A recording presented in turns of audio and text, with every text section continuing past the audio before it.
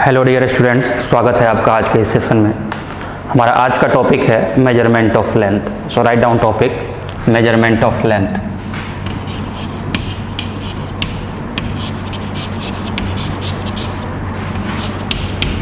Measurement of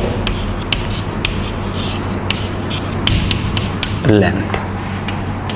okay, chapter 2 का ये topic है, यूनिट्स एंड मेजरमेंट का। और इसके पहले मैं आपको बता दिया था पिछले चैप्टर में ही कि लेंथ का रेंज क्या होता है। जो फिजिक्स में अपने को स्टडी करना है उस लेंथ का रेंज क्या था। तो लेंथ जो था बच्चों वो कहाँ से कहाँ के बीच में वेरी कर रहा था। तो साइज ऑफ प्रोटॉन 10⁻⁻15 मीटर के ऑर्डर का होता है। ये साइज ऑफ प्रोटॉन होता है of order 10⁻⁻15 metre. And second जो है वो साइज ऑफ यूनिवर्स की जब बात करते हैं तो डेट इज 10⁻26 मीटर। ये ऑब्जर्वेबल है, मतलब इतना अभी तक मेजर किया गया है। ये तो इनफाइनाइट है, न जाने कितना आगे तक एक्सटेंड कर रहा है, लेकिन इतना मेजर्ड हो गया। तो अगर फिजिक्स में लेंथ के मेजरमेंट की अपने को बात करनी है तो लेंथ जो है वो 10⁻15 से लेकर के 10⁻+26 मीटर के रेंज में लाई कर रहा है। ओके, तो अब क्वेश्चन ये राइज होता है कि ऐसा जो डिस्टेंस है, इतना छोटा डिस्टेंस और इतना बड़ा डिस्टेंस हम मेजर कैसे करते हैं। नॉर्मली तो ऐसा देखने में इम्पॉसिबल लग रहा है, 10⁻26 मीटर, मतलब सोचिए कितना बड़ा डिस्टेंस है, इसको मेजर कैसे करें। इतना छोटा डिस्टेंस है, इसको मेजर कैसे करें। तो ये पॉसिबल है बच्चों, ये पॉसिबल है। ऐसा नहीं बहुत डिफिकल्ट तो है मेजर करना, बट इम्पॉसिबल नहीं है। बोलते हैं ना, नथिंग इज इम्पॉसिबल। अगर आप चाह ले तो कुछ भी कर सकते हैं। तो वैसे ही इन डिस्टेंस को हमने मेजर किया है। ठीक है, अब आज के लेक्चर में हम सीखेंगे क्या कि कैसे इन सभी डिस्टेंस को मेजर किया गया। ठीक है, तो सबसे पहले बच्चों लिखिएगा कितने तरह का लेंथ का मेजरमेंट होता है। तो दो तरह का मेजरमेंट ऑफ लेंथ होता है, एक होता है डायरेक्ट मेथड और दूसरा होता है इनडायरेक्ट मेथड। ठीक है, तो सबसे पहले लिखेंगे सभी बच्चे, मेजरमेंट ऑफ लेंथ जो है ये दो टाइप के हो जाएंगे। First one is direct method and second one is indirect method.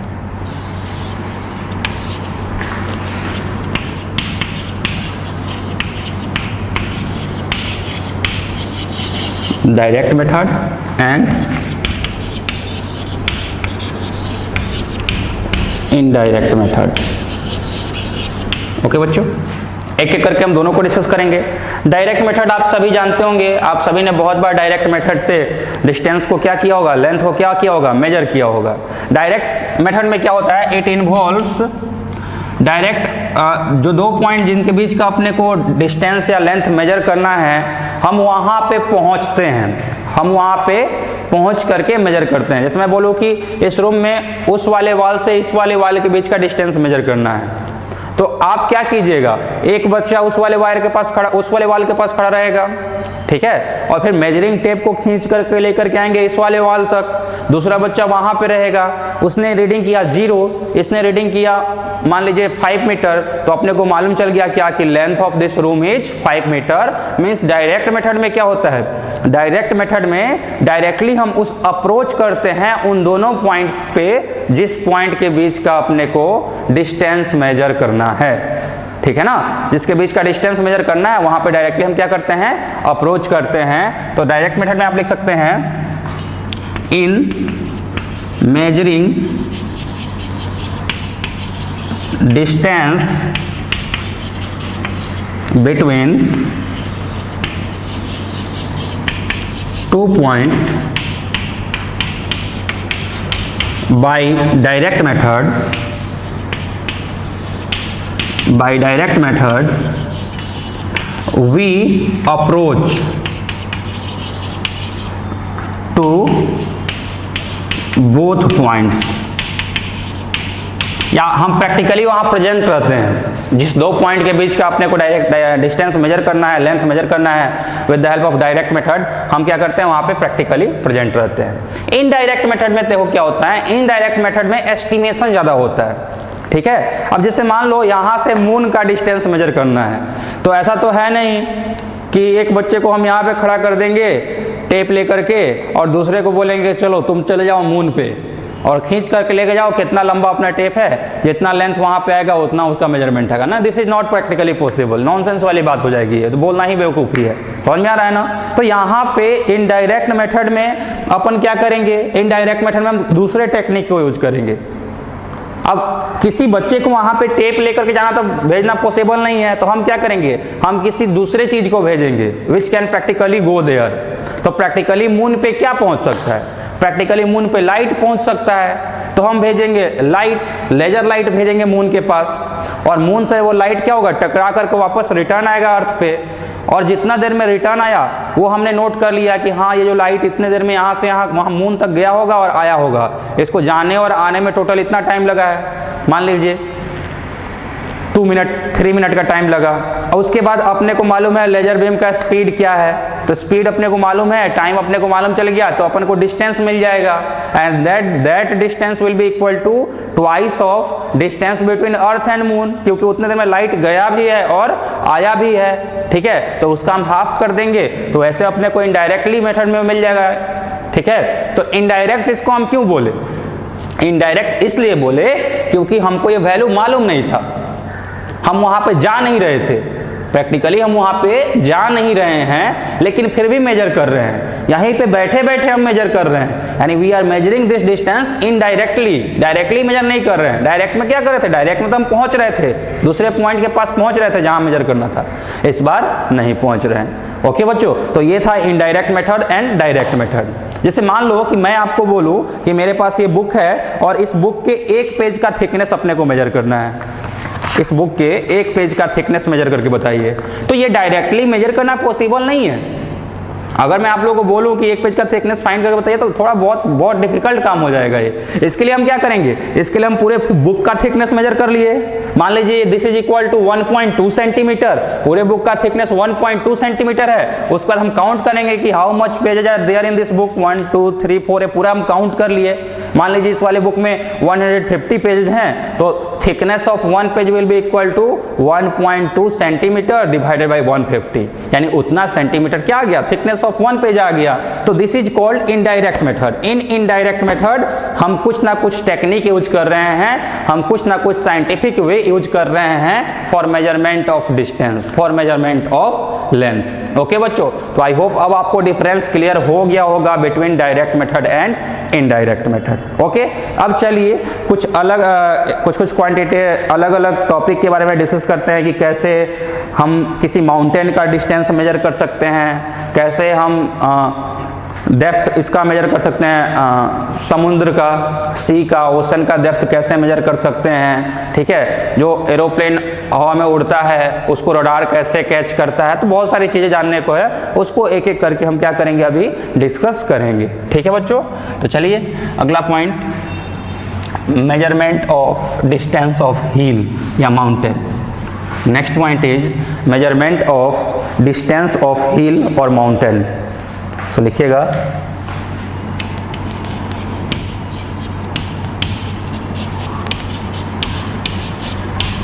Measurement of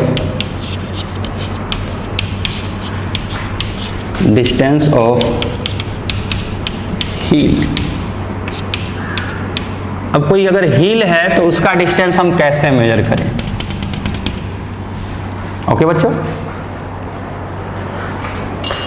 देखिए अपने को एक प्रॉपर्टी मालूम है साउंड का, कि साउंड जो है सो इको प्रोड्यूस करता है। इको प्रोड्यूस करने का मतलब क्या हुआ, रिटर्न आ जाता है, रिफ्लेक्ट होकर के वापस आता है। जब आप हिली एरिया में जा करके बहुत जोर से चिल्लाइएगा ना, तो कुछ देर के बाद आपका क्या होगा, वॉइस फिर से रिटर्न आ जाएगा। एक्चुअली क्या होता है ना, आप जो भी चिल्लाते हैं, जैसे मान लीजिए दिस इज हिल, ये मान लीजिए कोई माउंटेन है, ठीक है, और आप जो हैं कोई बंदा है से XYZ जो भी है, ये यहाँ पे जोर से चिल्लाया, तो ये जोर से चिल्लाएगा तो क्या होगा, इसका वॉइस जो है सो जाएगा, हिल से टकराएगा, और टकराने के बाद फिर से क्या होगा, रिटर्न आ जाएगा। ठीक है, अब टकरा करके रिटर्न आया है कौन सा सिग्नल हम भेज रहे हैं, तो we are sending voice signal, sound को भेज रहे हैं। तो साउंड का स्पीड अपने को मालूम है, practical value of speed of sound approx 328 metre पर सेकेंड के आसपास होता है। तो अपने को स्पीड ऑफ साउंड मालूम है, स्पीड ऑफ साउंड, मान लीजिए कितना है, v है।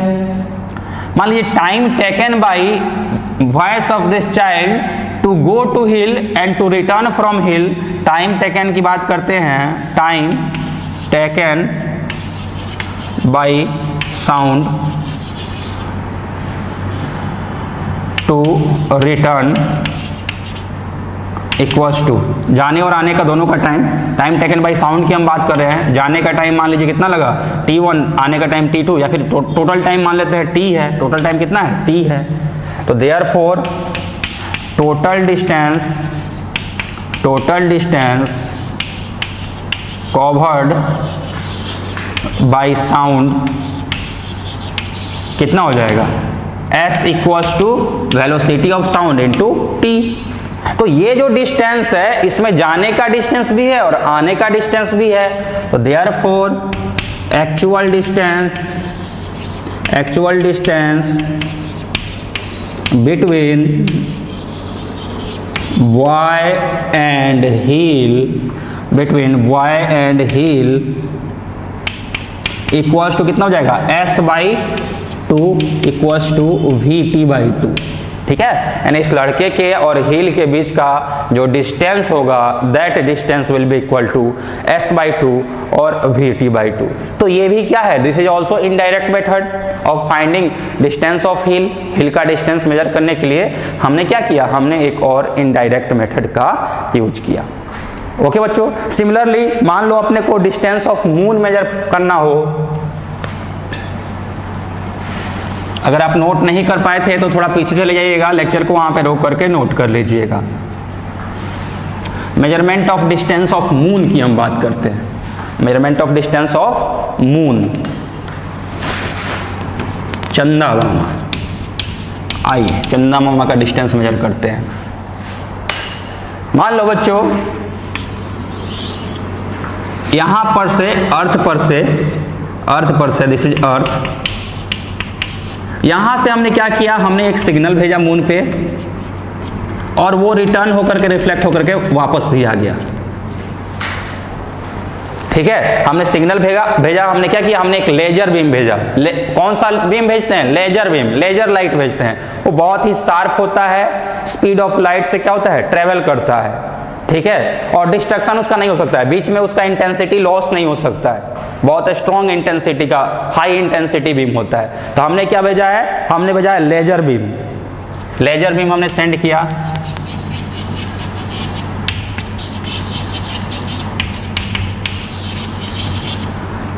Is send from earth to moon, from earth to moon, यानी लेजर बीम का सिग्नल अर्थ से मून पे हमने भेजा। लेजर बीम हमने क्यों सिलेक्ट किया, क्योंकि उसका इंटेंसिटी क्या होता है, बहुत ही ज्यादा होता है। इंटेंसिटी ज्यादा होता है तो क्या होगा, बीच में ही विलुप्त नहीं हो जाएगा, बीच में ही गायब नहीं हो जाएगा। ठीक है, जैसे मान लीजिए हम अगर साउंड चिल्ला करके यहाँ से बोलना चाहते हैं तो बीच में तो क्या, बीच में तो एटमॉस्फेयर ही नहीं है, मतलब यहाँ तक अर्थ के आसपास तो एटमॉस्फेयर है कुछ दूर तक, उसके बाद तो पूरा वैक्यूम है, and sound do not travels in vacuum. और प्लस मान लीजिए आप चिल्ला के ही बोलते हैं तो हमारे चिल्लाने की, हम जितना जोर से भी चिल्लाएं, अपना क्या होता है, एक लिमिटेशन होता है ना। 5 किलोमीटर दूर कोई खड़ा है, उसको चिल्ला के बुला सकते हैं क्या, पॉसिबल ही नहीं है। क्यों, क्योंकि हमारे आवाज की इंटेंसिटी क्या है, कम है, धीरे धीरे क्या हो रहा है, वो खत्म होते जा रहा है, जैसे जैसे अपना साउंड आगे बढ़ रहा है उसका इंटेंसिटी डाउन होते जा रहा है, और जैसे ही उसका इंटेंसिटी 0 हुआ, क्या हुआ, अपना साउंड जो है सो क्या हुआ, खत्म हो गया। अब खत्म हो गया तो रिटर्न ही नहीं आ पाएगा, रिफ्लेक्ट क्या होगा। तो इसलिए एक ऐसे सोर्स को भेजने की जरूरत है विच इज इंटेंस, जिसका इंटेंसिटी बहुत तगड़ा है, जो आसानी से अर्थ से मून तक क्या कर सकता है, ट्रेवल कर सकता है, और जिसका स्पीड भी क्या है, बहुत ज्यादा है। ऐसा ना कि अभी हम सेंड किए और रिटर्न आया 2 साल बाद। ठीक है, तो ये क्या बहुत डिफिकल्टी हो जाएगी वहां पे कैलकुलेट करने में। तो ऐसे चीज को भेजेंगे जिसका स्पीड ऑफ ट्रेवलिंग क्या है, वो भी बहुत ज्यादा है। तो लेजर का जो स्पीड होता है, स्पीड ऑफ लेजर जो होता है, स्पीड होता है 3 × 10⁸ मीटर पर सेकेंड, स्पीड ऑफ लाइट के इक्वल। ठीक है, अब मान लीजिए let after time t laser beam laser beam returned to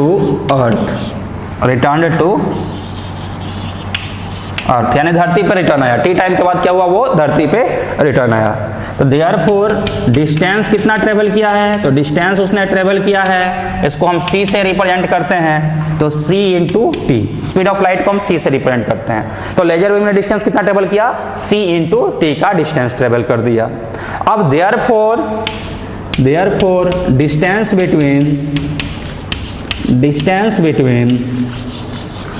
earth and sun, earth and moon की बात कर रहे हैं, earth and moon will be equal to, earth और मून के बीच का डिस्टेंस कितना होगा। तो ये जो c इंटू टी है, इसमें जाने का डिस्टेंस भी और आने का भी डिस्टेंस भी है। तो जाने का सिर्फ डिस्टेंस, यहां से यहां तक का डिस्टेंस कितना हो जाएगा, ct/2। तो distance between earth and moon कितना हो गया, ct/2। ओके बच्चों, आई होप आपको ये क्लियर हो गया होगा अच्छे से। जल्दी से नोट कीजिए इसको, फिर आगे चलते हैं। अब मैं आपको बताता हूँ कि हाइट किसी भी टावर का या किसी भी माउंटेन का आप इनडायरेक्टली हाइट कैसे मेजर करते हैं। ओके, सो राइट डाउन, पहले इसको नोट कर लीजिए, फिर आगे चलता हूँ।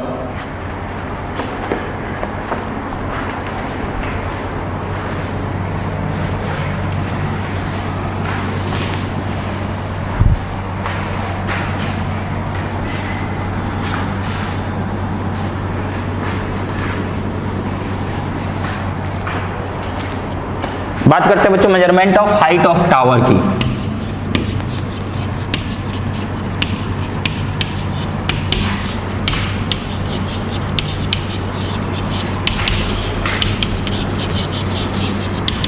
मान लो ग्राउंड पे कोई टावर है, उसका हाइट अपने को मेजर करना है। सपोज दिस इज टावर, या ऐसा होगा टावर, उसमें बहुत सारे इसमें ये रहते हैं, जो भी है, ये टावर है। We are interested in finding its height. तो कैसे फाइंड करेंगे, मान लीजिए इसका हाइट जो है सो कितना है, h है, और अपने को इसका वैल्यू क्या करना है, फाइंड करना है। ठीक है, तो देखो बच्चों हम क्या करेंगे, हम ग्राउंड पर किसी भी पॉइंट पर से क्या करेंगे, इसके टॉप मोस्ट पॉइंट का एंगल मेजर करेंगे। ठीक है, इसका क्या करेंगे, एंगल मेजर करेंगे। और मान लीजिए ये वाला एंगल कितना आया, ये वाला एंगल थीटा आया। इस एंगल को बोलते हैं एंगल ऑफ एलिवेशन। क्या बोलते हैं, एंगल ऑफ एलिवेशन। जो थीटा होता है, थीटा इक्वल होता है एंगल ऑफ एलिवेशन। और यहां से, इसके मिडिल पॉइंट से यहां तक का डायरेक्टली हम क्या करेंगे, लेंथ मेजर कर लेंगे। मान लीजिए यहां से यहां तक का डिस्टेंस कितना हो गया, l हो गया। अब अपने को h फाइंड करना है। इट इज क्लियर दैट ये क्या है, ये एक राइट एंगल ट्रायंगल है, ये एक राइट एंगल ट्रायंगल है। और राइट एंगल ट्रायंगल में अपने को मालूम है क्या, कि tan थीटा कितना होता है, tan थीटा इक्वल होता है परपेंडिकुलर बाई बेस। तो ये कितना हो जाएगा, दिस इंप्लाइज, अपने को चाहिए, अपने को परपेंडिकुलर का वैल्यू कितना है h, और बेस का वैल्यू कितना है l। अपने को h चाहिए, तो h equals to l into tan theta. और इस तरह के बहुत सारे क्वेश्चन आपने क्लास 10th में हाइट एंड डिस्टेंस चैप्टर में सोल्व किए होंगे। ओके ना, तो एक तो ये तरीका हो गया, with the help of trigonometry आप किसी भी टावर का हाइट फाइंड कर सकते हैं। आगे चलते हैं, एक और तरीका है मेजर करने का, जैसे कि इसमें मान लीजिए हम यहाँ से यहाँ डायरेक्टली नहीं पहुँच पा रहे हैं। एक और एग्जांपल समझते हैं, मेजरमेंट ऑफ हाइट ऑफ हिल की बात करते हैं। ठीक है, टावर का यहाँ पे स्पेलिंग गलत में लिखा हूँ, टावर होगा TOWER। ठीक है, तो जल्दी से इसको नोट कर लीजिए, फिर आगे चलते हैं। सेकेंड वाला पॉइंट बताता हूँ मैं।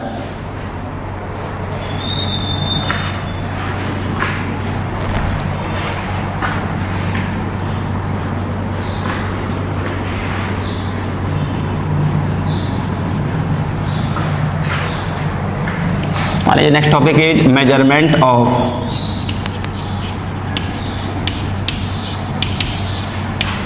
Height of hill. हिल के हाइट का मेजरमेंट अपने को करना है। मान लीजिए कि ये कोई एक हिल है, ये कोई माउंटेन है, दिस इज अ माउंटेन और हिल। इसका हाइट अपने को फाइंड करना है।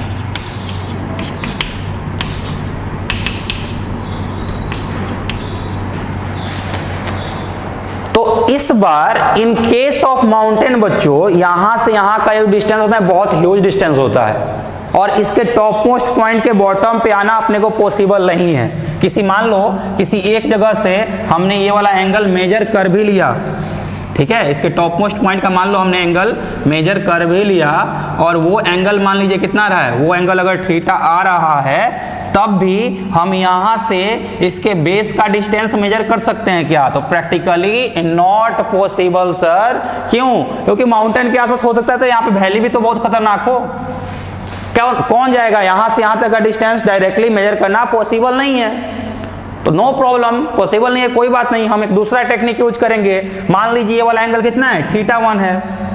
अब अगर ये वाला एंगल θ1 है तो इससे हम फिर से क्या चले जाएंगे, इससे d डिस्टेंस पीछे चले गए और फिर से एंगल मेजर करेंगे। और मान लीजिए इस बार जो एंगल आया है that angle is equal to θ2।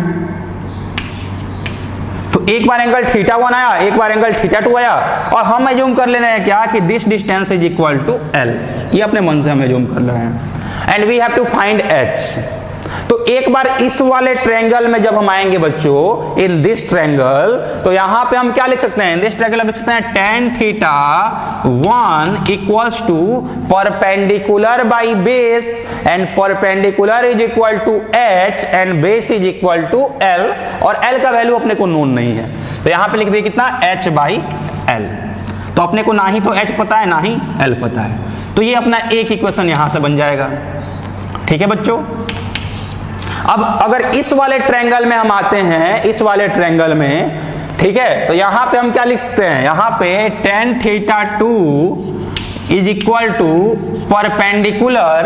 Perpendicular which is equal to h by base, और इस बार बेस कितना है, तो बेस इज इक्वल टू यहां से यहां l प्लस यहां से यहां d, यानी h divided by l plus d। This is our equation 2। अब बच्चों अपने पास दो अननोन है, एक h है, दूसरा l है। θ1 मालूम है, θ2 मालूम है, और ये वाला d डिस्टेंस तो मेजर हम कर सकते हैं। पॉइंट P1 का डिस्टेंस मान लीजिए और P2 का डिस्टेंस कितना है, d है।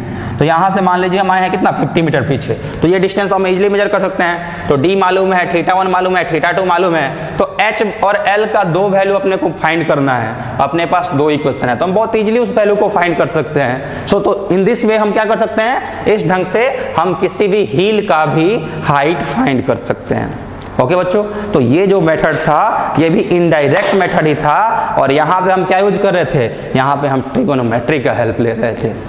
ओके, अब चलते हैं एक सबसे इंपॉर्टेंट मेथड के बारे में, दैट इज पैरेलैक्स मेथड। इसका हम यूज करते हैं बहुत दूर कोई ऑब्जेक्ट है, सन का डिस्टेंस मेजर करने के लिए, या फिर मून का, या फिर किसी स्टार का, किसी बहुत दूर वाले ऑब्जेक्ट का डिस्टेंस जब अपने को मेजर करना हो तो वहां पे हम पैरेलैक्स मेथड का यूज करते हैं। चलिए देखते हैं उस वाले मेथड में क्या यूज होता है, इसको बताता हूं मैं। नेक्स्ट मेथड इज बच्चों पैरेलैक्स मेथड।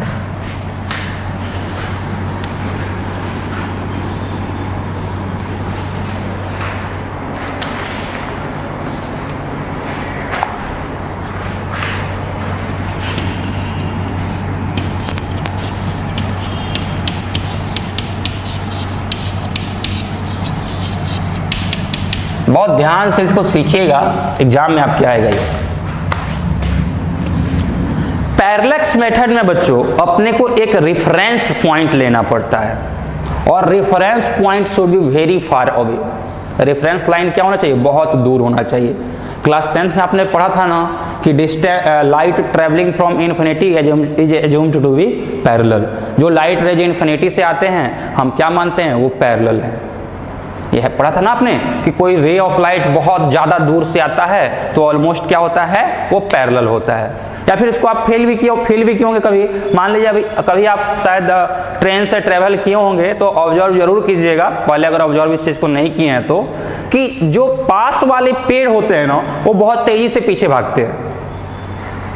जबकि किसी कोई माउंटेन है, मान लीजिए ट्रेन पास हो रहा है और कोई माउंटेन है, तो ट्रेन जो है अपने 30 मिनट 40 मिनट कभी कभी तो 2-2 घंटे चलते रहती है और वहीं माउंटेन अपने को दिखते रहता है।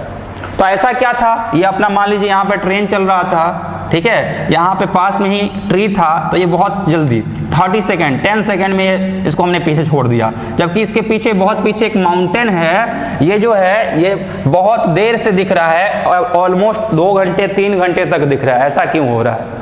तो इसके पीछे का रीजन है बच्चों, जो यहाँ पे ट्रेन जो था, जो ट्री था, ये जो एंगल बना रहा था, ये शॉर्ट एंगल बना रहा था। यहाँ से जो रे ऑफ लाइट आ रहा था उसको हम मान लेते क्या कि that is incline ray of light, जबकि माउंटेन से जो रे ऑफ लाइट आ रहे हैं हम उसको क्या मान रहे हैं, दैट इज ऑलमोस्ट पैरेलल। तो ये तो अर्थ पे ही बात हो गई। हम ट्रेन में हैं, माउंटेन को देख रहे हैं, 3 घंटा तक देख रहे हैं, दिख रहा है। बहुत सारी ऐसी ही बॉडीज होते हैं, जैसे कुछ स्टार होते हैं जिनका तो पोजीशन ही चेंज नहीं होता है। कुछ स्टार्स का क्या होता है, पोजीशन ही नहीं चेंज होता है। तो उनको हम रेफरेंस मान लें तो हम क्या बोल सकते हैं कि they will remain constant eight their position. ठीक है, जैसे मान लो कि बहुत दूर कोई स्टार है अर्थ से, जैसे मान लो कि अर्थ से बहुत दूर यहाँ पे कोई एक स्टार है, ये क्या है, this is a star which is very far away from earth, और यहाँ पे अर्थ है, यहाँ पे अर्थ है, ये अर्थ का ऑर्बिट है मान लीजिए, ये तो बहुत दूर है ना, ये अर्थ का ऑर्बिट है, इसमें बीच में सन है कहीं यहाँ पे, और यहाँ पे अर्थ जो है अपना क्या कर रहा है, मूव कर रहा है ऐसे ऐसे साल भर, 1 साल में एक चक्कर लगा रहा है।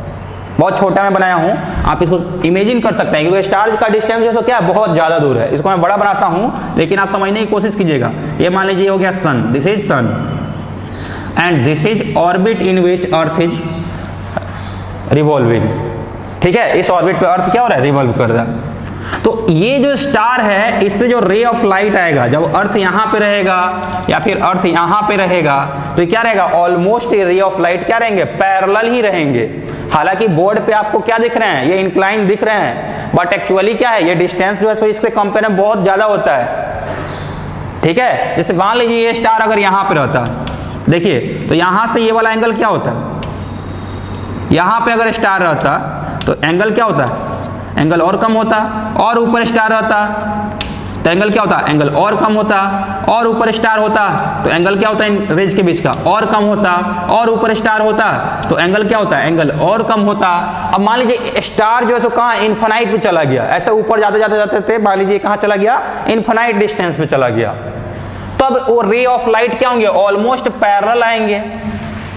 समझ में आ रहा है ना, जैसे जैसे हम ऊपर जा रहे हैं अपना एंगल क्या हो रहा है, कम होते जा रहा है, कम होते जा रहा है, कम होते जा रहा है। एक पॉइंट ऐसा आएगा जब अपना एंगल क्या हो जाएगा, अपना एंगल 0 हो जाएगा, और जैसे ही 2 लाइन के बीच का एंगल 0 हुआ, दे आर पैरेलल। समझ में आ रहा है, तो इस वाले कॉन्सेप्ट का हम यूज करते हैं। अब देखिए पैरेलक्स मेथड में एक्चुअली हम यूज क्या कर रहे हैं,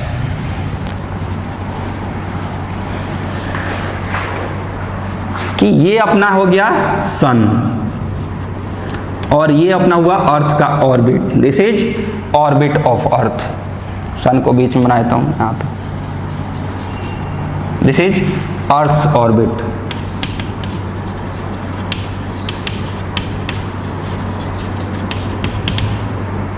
ठीक है, इसको हटा दीजिए, ये फोकस पे होता है। ठीक है, वो जब मैं आपको पढ़ाऊंगा केपलर्स लॉ ग्रेविटेशन में, तो आपको मालूम चलेगा कि सन एक्चुअली बीच में नहीं होता है, वो कहाँ होता है, किसी न किसी एक फोकस पे होता है। तो सन या तो यहाँ पे रहेगा, नहीं तो फिर यहाँ पे रहेगा। तो that is not our matter of discussion today, इसलिए इस वाले को हम क्या कर रहे हैं, अभी हटा रहे हैं। फिलहाल तो देखिए क्या कि ऐसा अर्थ का ऑर्बिट है, और जब अर्थ यहाँ पे था तो जो इनफाइनाइट डिस्टेंस बच्चों जो स्टार होगा, उसके कलर को मैं ब्लू से बना रहा हूं, इनफाइनाइट डिस्टेंस पे जो स्टार होगा उसका जो रे ऑफ लाइट आ रहा होगा बच्चों, वो क्या होगा, ऑलमोस्ट उससे पैरेलल रे ऑफ लाइट आ रहे होंगे।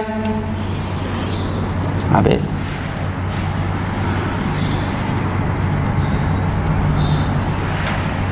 उससे जो रे ऑफ लाइट आ रहे होंगे बच्चों, वो क्या होंगे, वो ऑलमोस्ट पैरेलल आ रहे होंगे, ऐसे रे ऑफ लाइट आ रहे होंगे लाइक दिस।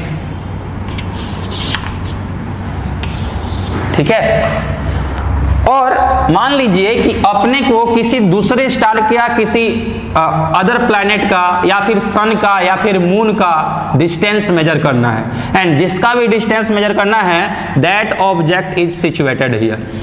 अपने को इस ऑब्जेक्ट का क्या करना है, डिस्टेंस मेजर करना है फ्रॉम अर्थ। इस ऊपर वाले बहुत इनफाइनाइट डिस्टेंस जो उसको हमने क्या मान लिया है, उसको हमने मान लिया रेफरेंस पॉइंट। ओके, तो एक बार बच्चों हम क्या करेंगे, एक बार हम इससे ये वाला एंगल मेजर कर लेंगे कि ये जो रे है, इस यहां वाला जो लाइट जो पास हो रहा है, हम इस ऑब्जेक्ट को क्या करेंगे, देखेंगे एक ऐसे टेलीस्कोप से जिसके ऊपर क्या लगा हुआ है, जिसके ऊपर प्रोटेक्टर लगा हुआ है। ठीक है, जो वर्टिकल प्लेन में क्या कर सकता है, मूव कर सकता है। ऐसा टेलीस्कोप जो क्या कर सकता है, वर्टिकल प्लेन में मूव कर सकता है। अब ये मूव कर सकता है, मान लीजिए हम इस टेलीस्कोप को इस वाले एंगल पे सेट कर दिए। अब इस वाले एंगल पे हम सेट किए हुए हैं, तो ये एंगल तो हम इजीली मेजर कर सकते हैं, और इस वाले एंगल पे सेट करके हम इधर से देख रहे हैं तो अपने को वो पॉइंट जो है इस सामने दिख रहा है। मान लीजिए यहाँ पे हमने क्या किया, यहाँ पे हमने टेलीस्कोप को सेट किया है और इस ऑब्जेक्ट को हमने क्या कर लिया, व्यू कर लिया अर्थ से। जब अर्थ से इस ऑब्जेक्ट को व्यू कर लिया तो वहां पे हम क्या कर सकते हैं, वहां पे इन दोनों के बीच का वाला एंगल हम इजीली फाइंड कर सकते हैं, क्योंकि ये तो वर्टिकल लाइन है और इस वाले, तो इन दोनों के बीच का हमने एंगल क्या किया, फाइंड कर लिया। मान लीजिए that angle is equal to θ1। ठीक है, अब ये एंगल फाइंड कर लिए, उसके बाद बच्चों हम क्या किए, हम सो गए, सब कुछ भूल गए 6 महीना के लिए। आफ्टर 6 मंथ अर्थ अपना क्या करेगा, पोजीशन चेंज करके यहां पे आ जाएगा। This is new position of earth, क्योंकि अर्थ तो रुका हुआ नहीं, अर्थ ने तो यहां से यहां तक का डिस्टेंस मूव किया है। तो अर्थ का न्यू पोजीशन अगर यहां पे आ गया है, तो एक बार फिर से हम क्या कर रहे हैं बच्चों, एक बार फिर से हम with the help of telescope ये वाला एंगल मेजर कर रहे हैं। ये वाला एंगल हमने फिर से क्या किया, मेजर कर लिया, and let this angle to be θ2। ये वाला एंगल θ1 और ये वाला एंगल क्या हो गया, θ2 हो गया। अब देखिए, क्या अपने को ये वाला डिस्टेंस मालूम है, हाँ ये वाला डिस्टेंस अपने को मालूम है, डायमीटर जो है ये वाला अपने को मालूम है पहले से। अपने को ये वाला एंगल θ1 मालूम है, अपने को ये वाला एंगल θ2 मालूम है। तो यहां से अगर हम मान लो एक बच्चों को परपेंडिकुलर पुट करते हैं, तो अगर ये वाला एंगल θ1 है तो this will also be equal to θ1, और अगर ये वाला एंगल θ2 है तो this will also be equal to θ2। ठीक है ना बच्चों, तो अब देखो क्या, अब θ2 मालूम चल गया अपने को, θ1 मालूम चल गया, हालांकि दोनों क्या होंगे, इक्वल ही होंगे। तो θ1 θ2 मालूम चल गया, ये वाला अपने को लेंथ मालूम चल गया, तो आप इजीली इस वाले डिस्टेंस को फाइंड कर सकते हैं। आप इस वाले डिस्टेंस को इजीली फाइंड कर सकते हैं। हम ऐसा एज्यूम कर लेना कि ये जो डिस्टेंस है ये क्या है, ये तो आइदर मून है और प्लूटो है और मार्स है, कोई भी प्लैनेट हो सकता है, इट मे बी सन और एनी अदर स्टार। तो कोई भी दूसरा बहुत दूर का ऑब्जेक्ट है, मतलब ये जो डिस्टेंस होगा this will be very large compare to these two distances. ठीक है, तो हम ऐसा जूम करेंगे क्या कि यहाँ पे जो आर्क ऐसा एक बनाएगा, एक आर्क ऐसा बन रहा होगा, एक ऐसा क्या बन रहा है, एक आर्क बन रहा है। उस आर्क में ये लेंथ ऑफ आर्क और ये डिस्टेंस ऑलमोस्ट क्या होंगे, इक्वल होंगे। मान लीजिए length of this distance is l, अगर ये कितना है l है, और यहां से यहां तक का डिस्टेंस कितना है r है। तो अगर आर्क की बच्चों हम बात करते हैं, तो किसी भी आर्क में अपने को मालूम है, ये मान लो रेडियस ऑफ आर्क है, ये मान लीजिए कि लेंथ ऑफ आर्क है, और ये वाला एंगल थीटा है, तो अपने को मालूम है L equals to R into theta, length of arc equals to radius into theta. इस कॉन्सेप्ट का हम यूज कर लेंगे। तो यहाँ पे अगर ये कॉन्सेप्ट यूज करेंगे तो क्या आएगा अपने पास बच्चों, अपने पास आएगा L equals to R into θ1 plus θ2, और इसको जब सोल्व करेंगे तो अपने को R का वैल्यू मिल जाएगा L डिवाइडेड बाई θ1 प्लस θ2। तो this is called parallax method, and with the help of parallax method हमने क्या किया है, with the help of parallax method हमने किसी बहुत ही दूर के ऑब्जेक्ट का क्या मेजर किया है, डिस्टेंस मेजर किया है अर्थ से। अगर आपसे कोई लिमिटेशन पूछे कि what are limitation of parallax method, तो पैरेलक्स मेथड का लिमिटेशन बच्चों ये है कि बहुत ही ज्यादा दूर पे कोई ऑब्जेक्ट अगर है तो उसके डिस्टेंस को हम मेजर नहीं कर सकते हैं, क्योंकि अगर मान लो सबसे आखिरी स्टार जो अपने को दिखता हो उसका डिस्टेंस मेजर करना है, तो आप रेफरेंस किसको लीजिएगा, उसका रेज ऑफ लाइट तो ऑलमोस्ट ऐसे ही क्या आएगा, पैरेलल आएगा। ठीक है, तो ये इसका क्या है, लिमिटेशन है। वैसे क्या है, अदरवाइज ये बहुत ही यूजफुल मेथड है हमारा, बहुत ही इसने क्या किया, हेल्प किया बड़े बड़े डिस्टेंसेस को मेजर करने में। ओके बच्चों, तो आई होप आपको पैरेलक्स मेथड समझ में आ गया होगा। पढ़ते रहिए, मस्त रहिए, कीप एंजॉयिंग आवर लेक्चर्स। अपने नेक्स्ट लेक्चर में मैं आपको, आज तो बड़े बड़े डिस्टेंस को मेजर करना सिखाया, नेक्स्ट लेक्चर में आपको बहुत छोटे से ऑब्जेक्ट का डिस्टेंस मेजर करना सिखाऊंगा, जैसे कोई मॉलिक्यूल हो गया। ओके, उसमें कुछ और न्यूमेरिकल्स भी प्रैक्टिस करेंगे, फिर अपना ये चैप्टर 2 क्या होगा, क्लोज होगा। तो आई होप आपको आज का लेक्चर समझ में आया होगा, आपने आज के लेक्चर को एंजॉय किया होगा। Please do like, share and subscribe to our channel Jai Ambe group of school. Thank you very much for joining.